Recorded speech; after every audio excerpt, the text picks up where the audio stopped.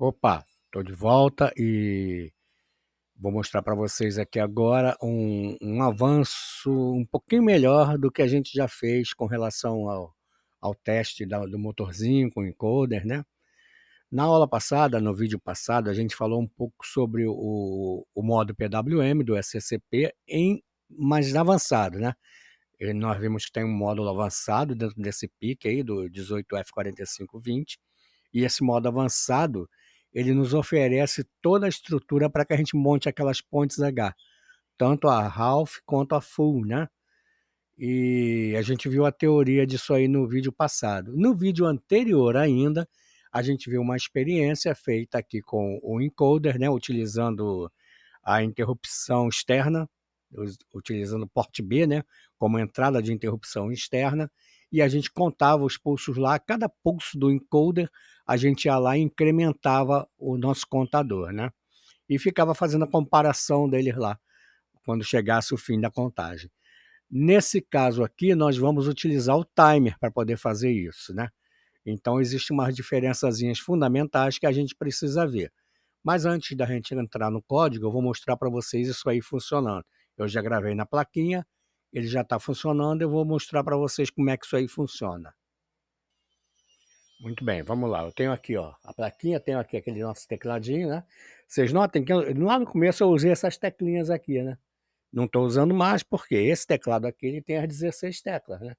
Aquele que eu estava usando, que infelizmente parou de funcionar, ele só tinha as teclas numéricas, ele só tinha 3 colunas aqui, essas 3 colunas, ele não tinha aqui o ABCD.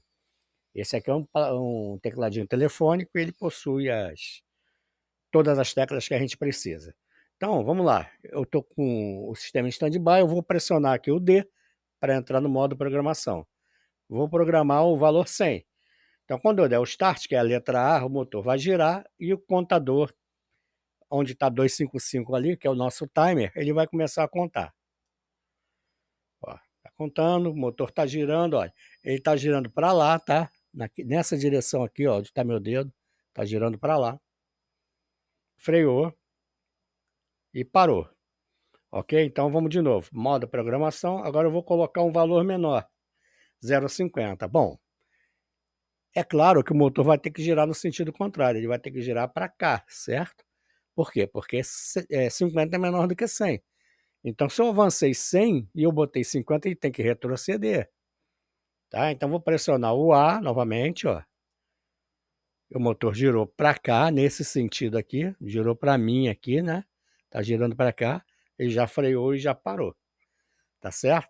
Então, aí eu tenho os dois comandos, vai e vem, mais ou menos igual que estava antes. Tá? Agora, vamos ver como é que o programa consegue fazer isso. Vamos olhar o código para ver como isso foi feito. Vamos lá, vamos abrir aqui o código, fechar a câmera aqui, né? Vamos lá no começo. Primeiro passo que eu vou mostrar para vocês aqui, a primeira mudança. Aquela nossa variável nick contador, agora ela virou um vetor. Um vetor com 3 posições. A posição 0, a posição 1 e a posição 2. Ok? Não é mais uma variável simples, agora ela é um vetor. Eu acho que aqui a gente nem tinha um nick contador, a gente tinha contador só, né? Naquela experiência lá atrás, 2 aulas atrás, né? 3 aulas atrás ou 2. Bom, mas não vem ao caso. Interessa que a gente vai precisar desse cara aqui, ó. Por quê? Esse é um método que eu uso para poder fazer esse tipo de controle. Talvez vocês tenham outros métodos aí, possam inventar outros. Por que eu estou usando um vetor aqui? Bom, vocês viram lá que a primeira medida que eu digitei foi o 100. Né? Ele executou, parou lá no momento certo, né? Depois de contar até o 100. Aí eu entrei de novo e digitei 50. Tá? Então, o que acontece? Eu digitei 100, eu preciso guardar essa medida em algum lugar. Tá? Para quê? Para quando eu digitar o 50 na segunda vez, eu poder comparar um local de armazenamento com outro, para saber quem é maior, para descobrir em que direção o motor tem que girar.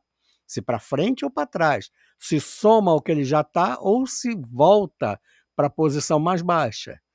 Tá? Então, o método que eu escolho quase sempre é vetores. Então, numa posição do vetor, por exemplo, na posição 0, eu vou botar a primeira medida, o 100. Tá? Ele vai executar. Lá no final, na posição 1, eu vou colocar o valor 50 para poder ser comparado. Então, vamos lá. Vamos descer mais um pouquinho aqui, ó, que está a interrupção do timer 0. Ok? Que a gente já sabe como fazer. Nós já fizemos isso aí lá para trás, né? E notem que eu estou zerando aqui o timer 0 dentro da interrupção, tá? E estou usando aqui o porte B7, ó, coloco ali 1. Isso aqui é um LED, tá? Dentro da plaquinha. Né? Eu não mostrei lá, alguns aí podem ter prestado atenção e viram ali acender e apagar lá, né? Durante a contagem. Mas é só para ilustrar aqui o momento em que a interrupção acontece, tá? Não tem mais função nenhuma isso aqui.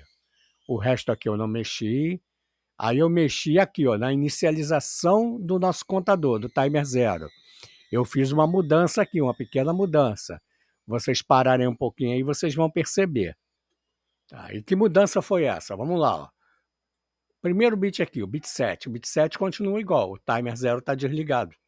Tá? O timer está em off. Aí eu venho para o bit 6 aqui, ó.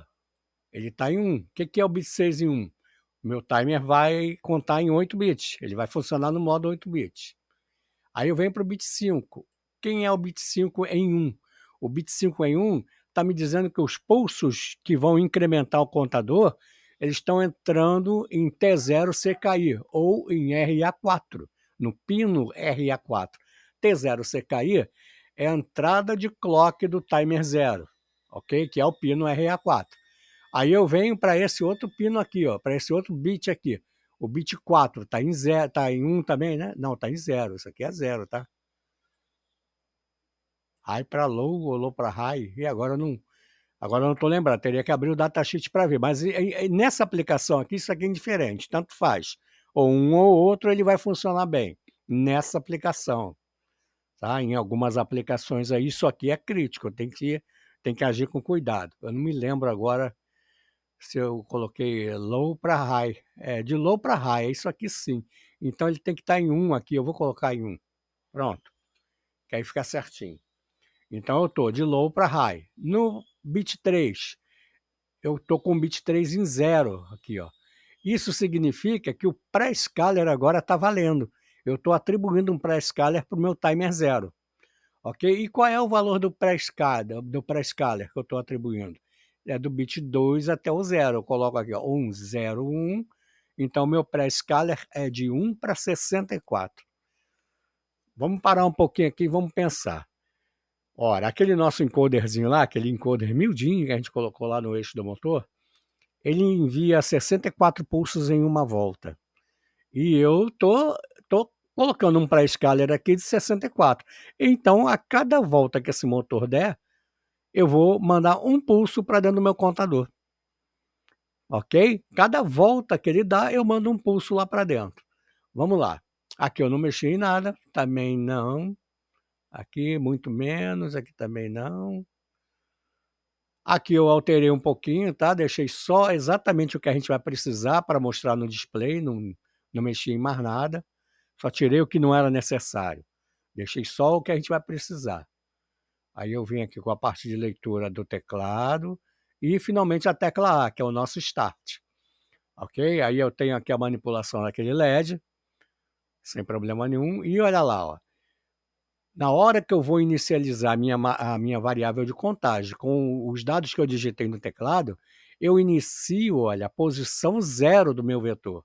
Eu pego o que eu digitei no teclado e coloco dentro da posição 0. Aí eu faço aquela matemática, ó, 255 menos a posição 0, para me poder obter qual é o valor que o meu contador vai iniciar, né? Porque ele inicia de um determinado valor, vai contando até estourar. O valor que ele vai iniciar é isso aqui. Eu coloco ele lá, ó, dentro do timer 0L, tá? Que é aquele registrador lá onde está a contagem, o valor atual do nosso timer. Dá um delayzinho de 1 segundo, só para ilustrar direitinho. E vem aquela parte também, aqui eu tirei algumas coisas que não eram necessárias, deixei só o que interessa para a gente. E depois dessa amostragem toda, eu estou zerando o timer 0H, que eu não estou usando, eu boto ele em 0. E aqui, ó, no T0 com, eu mudei este bit aqui, ó. Ele estava em 0, indicando que o timer estava desligado, agora eu liguei o timer. Ele está em 1. Liguei o timer. Aí eu estou comparando, ó, a posição 0 do meu inique contador com a posição 1 dele. Ora, eu só iniciei aqui em cima a posição 0. E a posição 1 está em 0, né? Lá em cima, nós inicializamos todas elas em 0. Aqui, ó, na declaração. Ok? Então, eu já iniciei a posição 0 com o valor que eu digitei no teclado, mas a posição 1 continua 0. Tá? Então, vamos voltar lá no ar. Ok? Aí eu estou comparando, ó, o que estava na posição 0, o que está na posição 0, que é 100. Né? O exemplo que a gente está usando é 100. É maior do que o que está na posição 1, que é 0? Não, claro que não. Então, eu entro aqui, o meu motor vai girar nesse sentido aqui, ó. RA0 igual a 0 e RA1 igual a 1. Ele vai girar nesse sentido. Aí eu inicio aqui o meu Dutch Cycle em 70%, inicio o PWM e agora, olha só o que eu faço. Ó. Eu pego aquele valor 100 que está no índice 0 e coloco no índice 1, copio ele para dentro do índice 1. Então, já salvei o valor que eu digitei inicialmente. Ele já está salvo, ok? Já não perco mais. Bom, então ele vai, executa, o motor gira, freia, para no lugar bonitinho. Aí eu vou lá e vou pressionar a tecla D para entrar com uma nova medida. Pressionei a tecla D, entrei com o valor 50.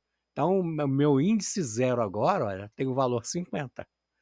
Eu faço 255 menos 50, né? Para poder inicializar o meu timer, dou aquela pausa de 1 segundo e venho para cá, ó, ligo o timer e agora eu estou comparando. Ó, 50 é maior do que 100. Lembra que aqui embaixo, ó, eu passei o 100 para cá? 50 é maior do que 100? Não, não é. Então eu venho aqui, ó, inverti a rotação do motor. Agora ele vai rodar no sentido contrário. E novamente eu atualizo o meu índice 1, passando para ele a medida que eu acabei de digitar no teclado, que é 50, para que na próxima operação eu tenha a comparação correta. Então é isso aí que o nosso código faz, não tem mais mudança nenhuma. Vou deixar aí para download, não precisa ninguém ficar correndo atrás para copiar nada aqui dando pausa, eu vou deixar para download, tá? Então, uma observação importante que a gente precisa ver aqui agora. Eu não vou mostrar para vocês ainda, porque eu vou mostrar no próximo vídeo, para a gente abranger o assunto de uma forma geral. Mas a escolha de um encoder para uma aplicação desse tipo, ela é um ponto crítico, muito importante, mas muito importante mesmo, principalmente quando você está projetando um sistema de medidas utilizando um microprocessador ou de baixa performance, um microcontrolador, né? Ou de baixa performance ou de média performance. Tá? Por quê? Porque você tem um determinado tempo para processar a informação entre um incremento e outro do contador. Tá certo? Entre um incremento e outro, você tem que processar tudo, mostrar no display, fazer toda aquela parte que a gente viu até aqui. Você tem que fazer tudo isso antes que apareça um outro pulso. Antes que um outro pulso de incremento no display apareça. Porque senão você vai perder esse pulso. Tá certo? Ou vai perder detalhes da informação que você está mostrando. Né? Porque perder o pulso em si, você não vai perder porque você está usando a interrupção aqui nesse caso. Então, você vai interromper o que está fazendo de qualquer maneira para ir lá poder atualizar o contador, tá? O timer 0. Mas isso não é uma forma boa de raciocinar. Você precisa fazer todo o processamento entre um pulso e outro com tempo de sobra. Tá? Então, muitas vezes, o microcontrolador que você está usando, ele não tem uma capacidade de sustentar frequências muito altas na entrada do timer. Né? Vai depender bastante do controlador, do timer, do clock dele, de como ele funciona, né? Do fabricante, né? De como ele foi fabricado. Existem várias variáveis aí. Né? Mas o importante é você ter em mente que, por exemplo, nesse nosso caso aqui, o 18F4520, ele é um microcontrolador de média performance. Então, se eu colocar ali um trem de pulsos com uma frequência muito alta, ele pode não conseguir captar todos. Ele pode perder um pulso ou outro aqui. Isso vai gerar uma imprecisão no final. Tá? Quando o sistema de posicionamento, todos eles precisam ser precisos, né? Se você perder alguma coisa aí na leitura, você vai perder precisão. Por quê? Pode não perder num determinado avanço, mas no próximo você vai perder mais um pedacinho. Isso vai acumulando. Vai chegar um ponto que o erro vai ser grande demais. Vai ser reprovador, né? O cara, pô, teu sistema está falhando, está dando erro. Por quê? Porque ele acumulou muitos erros. Tá? Então, é fundamental a escolha do encoder. Como assim que é fundamental? Qual a diferença de eu escolher um encoder ou outro? Esse que nós estamos usando aí, um encoder de 64 pulsos por volta, ele é minúsculo, vocês viram ali, ele é bem pequenininho. Então o disquinho dele lá dentro, onde estão as marcações, né, o 1 sobre 64 avos de cada um daqueles pontos que vão formar os 64 pontos por volta, eles são muito juntinhos. Então, dependendo da velocidade que você gira isso, a frequência desses pulsos é bem alta. Ela chega a ser bem alta. E se o teu microcontrolador não tiver performance suficiente, ele vai perder pulsos, certo? Entre um pulso e outro, você vai estar fazendo coisas ainda, ele vai perder um ou outro e vai te dar uma imprecisão no final. Quando você escolhe um encoder de diâmetro grande, vamos supor, um encoder ainda com 64 pulsos por volta, mas vamos dizer que o diâmetro dele seja de 10 centímetros, né, do disco interno dele, 10 centímetros. Então ele é muito maior do que esse, talvez até mais de 10 vezes maior. Né? E vocês, como o número de pulsos é o mesmo, o número de marcações é o mesmo, lá no extremo dessa circunferência de 10 centímetros, a distância entre um pulso e outro é muito maior. Então, você vai ter muito mais tempo para poder processar tudo que você precisa processar entre um pulso e outro. Então, por isso que eu digo, a escolha é fundamental. Você precisa escolher com cuidado. E se no mercado você não conseguir um encoder que lhe atenda, a melhor solução seria você montar o seu. Eu também vou mostrar como fazer isso aqui.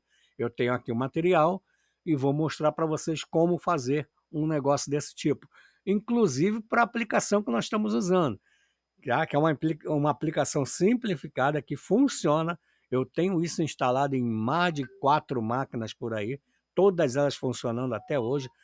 Por muito tempo que elas estão funcionando, não é de agora, né? Por vários anos. Tem uma aí que funciona há mais de 10 anos, com esse sistema que eu estou mostrando para vocês. Um sistema simplificado, porque ele usa um único pulso de saída do encoder, ele não usa os outros, só usa um, e funciona, que é uma maravilha. Ok, gente? Essa é só uma observação para a gente poder ficar alinhado no assunto. Nos próximos vídeos eu vou fazer uma coisa ainda mais melhorada em termos do nosso sistema de medidas. Por enquanto, muito obrigado. Até a próxima.